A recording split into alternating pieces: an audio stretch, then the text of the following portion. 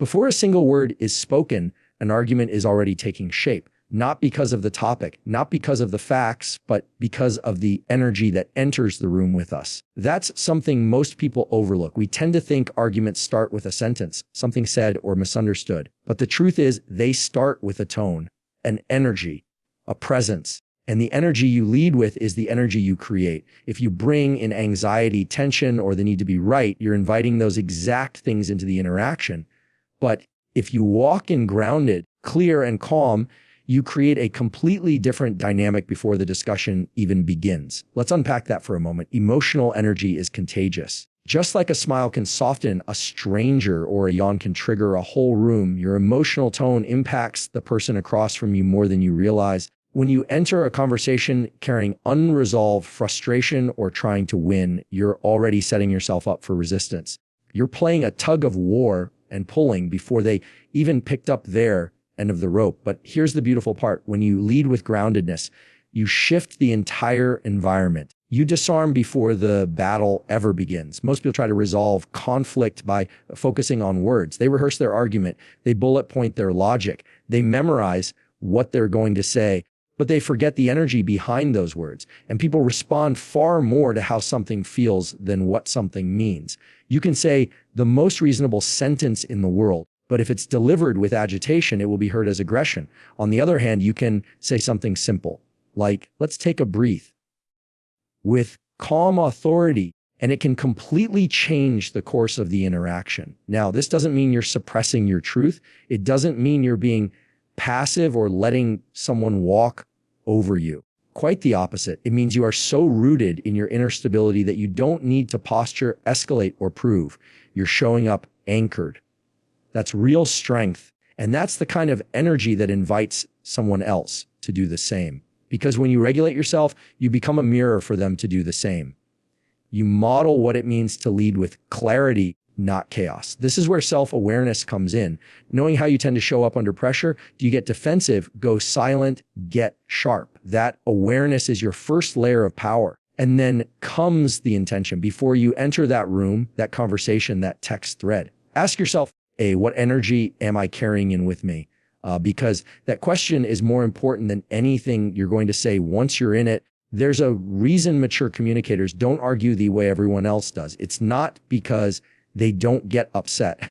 It's because they've learned that matching chaos with chaos never leads to peace. They lead with presence, with the emotional intelligence. They know that winning an argument at the cost of the relationship is not a win. It's a fracture. And more often than not, they don't have to fight at all because their energy already spoke. If you want to end arguments before they begin, start where most people never even look.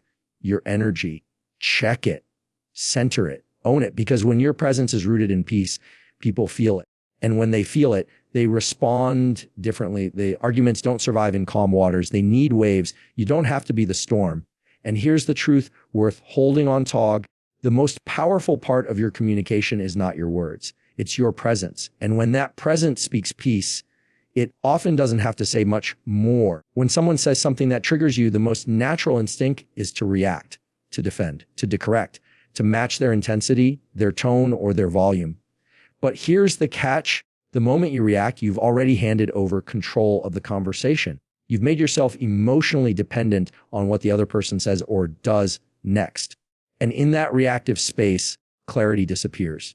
Now, you're no longer responding with intention. You're just firing back from impulse. There's a reason emotional regulation is often described as a form of power, because it is. The second feels less impossible. It's one of the few things in a conversation that you actually have full control over. You can't control what they say. You can't control how they feel, but you can control how you show up and how you manage the emotional pressure when the temperature starts to rise.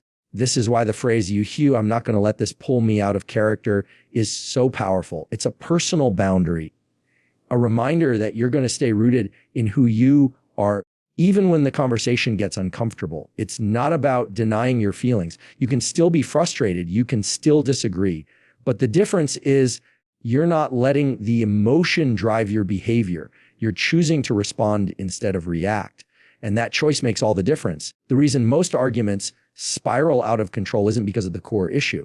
It's because neither person is willing to regulate themselves. They're waiting for the other person to calm down first. They're waiting for the apology before they soften their tone. But if you want to de-escalate conflict, you have to be willing to be the one who goes first. That's leader's maturity. And that's what creates space for actual resolution instead of emotional crossfire. Now, I'm not saying this is easy. Emotional regulation is not some quick trick you memorize and master overnight. It takes awareness, it takes repetition, and it takes humility. Because sometimes staying calm feels like you're letting someone win. But that's a false narrative. You're not letting them win. You're refusing to lose yourself. Think of emotional regulation like a thermostat. If you're the thermostat in the room, you set the tone. You're not changing based on their heat. You're stable. You're grounded. You're leading. And because of that, you create an environment where others can settle to. You ever notice how the person peaks with the calmest tone in a heated moment usually ends up being the one everyone listens to? That's not an accident. That's the power of regulated presence. It commands respect without demanding it. It creates safety, which allows honesty, and it keeps the conversation on track rather than letting it unravel into blame or defensiveness. So the next time you feel that spark of anger, that deep urge to interrupt or correct, pause, literally pause. Take a breath. Ask yourself, is what I'm about to say a response or just a reaction? And then choose accordingly. Because every time you choose to respond with clarity instead of react with heat, you're reinforcing a new habit. One that makes you not only a more effective communicator, but also a more grounded version of yourself. Here's the reflection I want to leave you with. A control in a conversation isn't about overpowering someone else. It's about mastering yourself. And emotional regulation is the quiet discipline that separates people who just talk from people who actually communicate. Let your strength be in your steadiness. Because when you stay calm, you don't just end arguments, you lead with purpose. Most arguments don't actually start with what's being said. They start with how it's being heard. And too often, what we're really reacting to isn't the other person's words. It's our own assumptions, interpretations, and past emotional baggage attached to those words. That's why the phrase, help me understand what you mean by that you, is so disarming and powerful. It doesn't just pause the conflict, it shifts the entire direction of the conversation from reaction to reflection.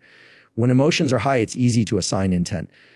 Someone makes a comment, and without realizing it, you decide what they meant by it. You tell yourself, they were trying to disrespect me, or they're always criticizing, or they're being manipulative. But what if that's not what they meant at all? Less impossible. What if you're not hearing them? You're just hearing your interpretation of them. That single moment where you decide to check your assumption instead of act on it is where most arguments are either diffused or detonated. By asking, A, help me understand what you mean by that. You do something profound. You invite clarity. You signal that you're not here to attack. You're here to understand. That one question slows everything down. It takes you out of a defensive posture and puts you in a listening posture. And more importantly, it gives the other person a chance to correct themselves, to clarify, or to rethink what they just said. See, a lot of people aren't used to being asked to explain their intentions. They're used to being judged for their delivery. So when you ask that question, it can actually surprise them in the best way. It shows maturity, it shows restraint.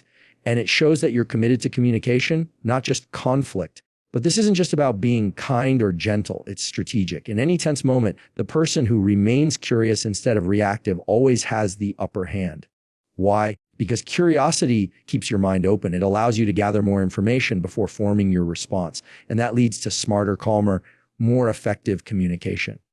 Now, this doesn't mean you ignore disrespect or tolerate harmful behavior. Boundaries still matter, but there's a difference between confronting behavior with curiosity versus confronting it with assumption. One creates conversation. The other escalates confrontation. And here's the deeper layer. When you consistently lead with curiosity instead of accusation, you change the way people engage with you. They learn that they don't have to be perfect to talk to you. They don't have to fear being misunderstood or instantly attacked. That builds psychological safety, and safety is the foundation of any real connection. It also allows you to become the kind of person who isn't easily offended. And let's be honest, that's a rare and powerful quality. People who don't get emotionally hijacked every time someone says something off. Those are the people who command respect without raising their voice. Those are the people who hold relationships together when others fall apart. So here's the takeaway. Don't be so quick to respond to the message, and respond to the meaning. And if the meaning isn't clear, ask with patience, ask with clarity, and ask with the confidence of someone who knows that understanding is more powerful than assuming. Let me leave you with this. The next time someone says something that rubs you the wrong way, resist the urge to snap back. Pause. Then say, help me understand what you mean by that. That one sentence can turn tension into trust, conflict into connection, and confusion into clarity. It's not just a communication tool. It's a sign of emotional leadership. Be that leader. A lot of arguments spiral not because of what's said, but because people feel like they're not being heard. And here's the uncomfortable truth. Most of us are listening to reply, not to understand. We're not truly present in the conversation. We're mentally loading our next counterpoint while the other person is still talking. That's not communication. That's preparation for combat. And when both people are in that space, connection becomes impossible. But here's what shifts everything: active listening, real listening. And it's not just about staying silent while the other person speaks. It's about being fully present mentally, emotionally, and physically. It's about letting the other person feel seen, feast impossible, not sized up. When you truly listen to someone, you aren't just giving them the floor, you're giving them dignity. You're saying, you matter enough for me to quiet my ego, suspend my need to be right, and tune in with curiosity. That's rare. And in moments of conflict, it's revolutionary. Think about the last disagreement you had. Maybe it was with a partner, a friend, a coworker. Ask yourself honestly, were you listening to understand where they were coming from? Or were you listening for the moment you could jump in and defend yourself? That shift from defensive listening to empathetic listening is what separates emotionally mature communicators from everyone else. And it's often the reason why some people can resolve conflict without raising their voice, while others blow things up over the smallest misunderstanding. Because here's the thing, people calm down when they feel understood. You don't have to agree with them. You don't have to validate every point. But if they feel like you heard what they're trying to express, their defensiveness drops, their anger softens, their need to win the argument dissolves into a desire to resolve the tension. And that starts with small, intentional behaviors. Maintaining eye contact, not in a dominating way, but in a grounded, attentive way.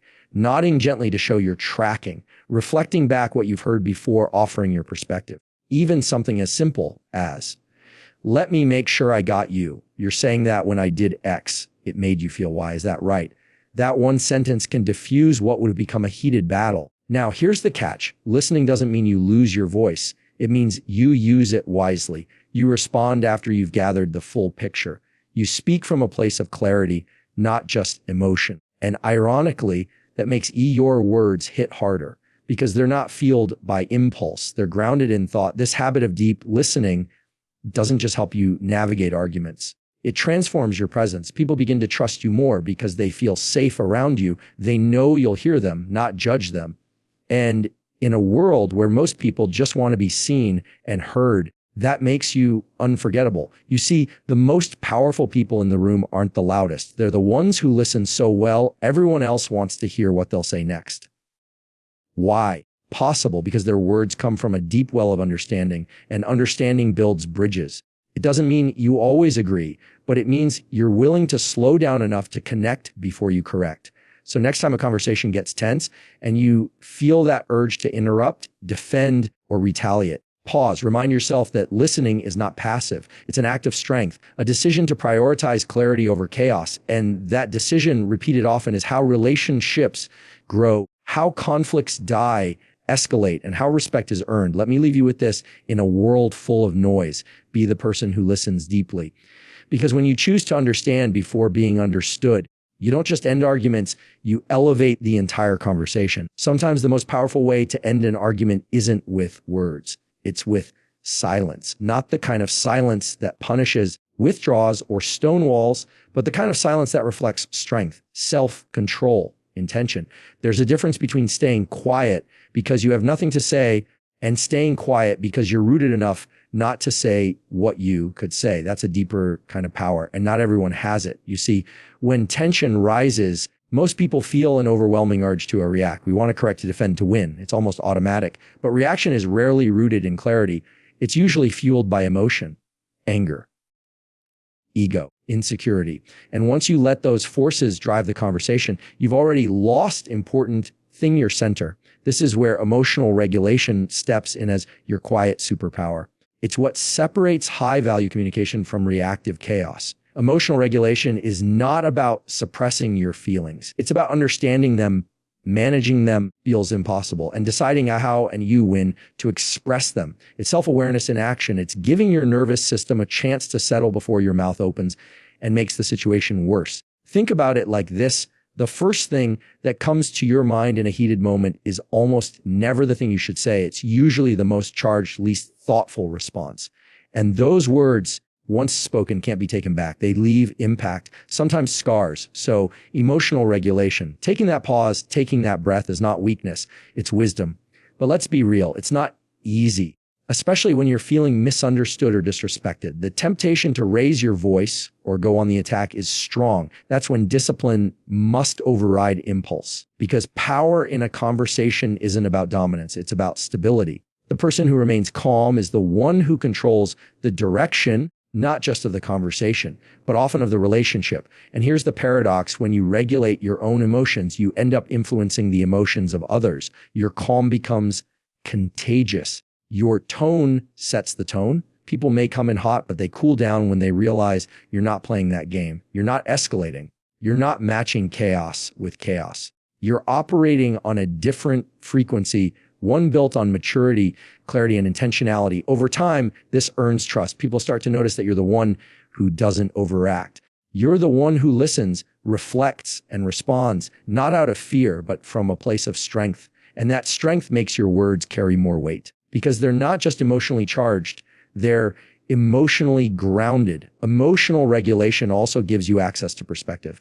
When you're no longer hijacked by your feelings, you can actually see the whole picture. You begin to ask better questions. What's really going on here? Is this person lashing out because of me? Or are they projecting something deeper? Do I need to respond at all? Or is my silence the more powerful message? And sometimes the answer is that you don't need to say anything. Not everything requires a rebuttal. Not every opinion needs correcting. Sometimes the most profound form of self-respect is not explaining yourself to someone committed to misunderstanding you. That restraint, that peace, it's not weakness, it's sovereignty. So the next time you feel the storm rise inside you, the heartbeat quickening, the mind racing, the words lining up like ammunition, pause, breathe. Don't hand your power to the moment. Hold it, channel it. Because in a world where people are quick to argue and slow to reflect, your ability to regulate yourself is more than a habit. It's a statement, a declaration that you don't let chaos decide your character. You do.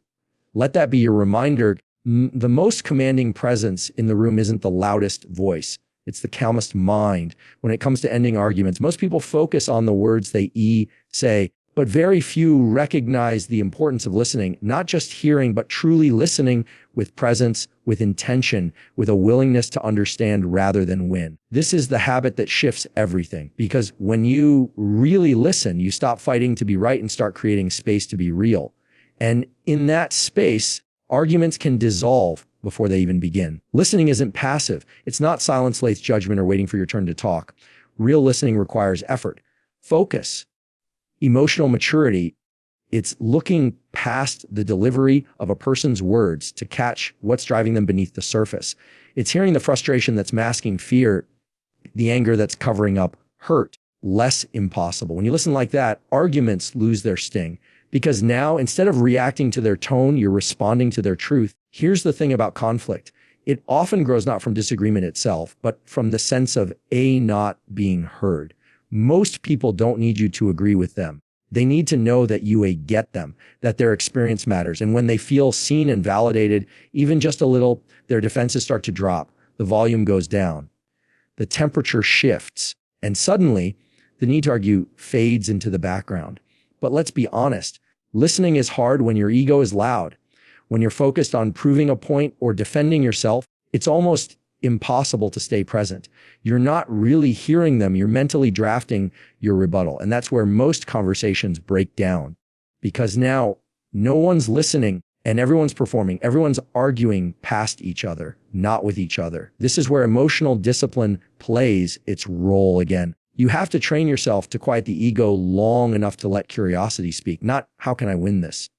But what am I missing? That question opens up the dialogue. It slows down the spiral and it changes the A goal of the conversation from competition to connection. You'd be surprised how many arguments die in the presence of real empathy. When you mirror back someone's feelings, when you say something like, and see why you'd feel that way, you're not surrendering your perspective. You're acknowledging theirs. And that acknowledgement is powerful, impossible. It tells the other person that this isn't a battlefield. It's a bridge. Sometimes the argument isn't about the topic at all. It's about the relationship beneath it. The conversation is just the surface, but the current running underneath is emotional. That's why you can argue for hours and still feel unresolved, because no one's speaking to what's really going on. But if you listen closely, if you catch the subtext, you can respond to the real issue, not just the one being debated. Listening is also about restraint. It's knowing when not to interrupt, when to hold back a correction, not out of passivity, but out of awareness. Timing is everything in a difficult conversation. Sometimes the most impactful thing you can say isn't said at all. It's felt in the way you let someone finish, the way you remain open. That's emotional intelligence in action. The people who master this, who make listening a habit, not just a tactic, become magnetic, not because they dominate the conversation, but because they create space for others to feel safe to speak, safe to be honest. And that safety is what ends arguments faster than any clever phrase or rehearsed line ever could. So if you really want to end arguments before they escalate, make listening your power move. Don't just hear the words. Listen to the human behind them. Lean in with empathy, with presence, with the discipline to put understanding above ego. Because at the end of the day, connection wins over control. And when people feel heard, they no longer need to shout. They just need someone willing to listen, not to fix, not to fight, but to understand. Be that person. That's how arguments end and relationships grow.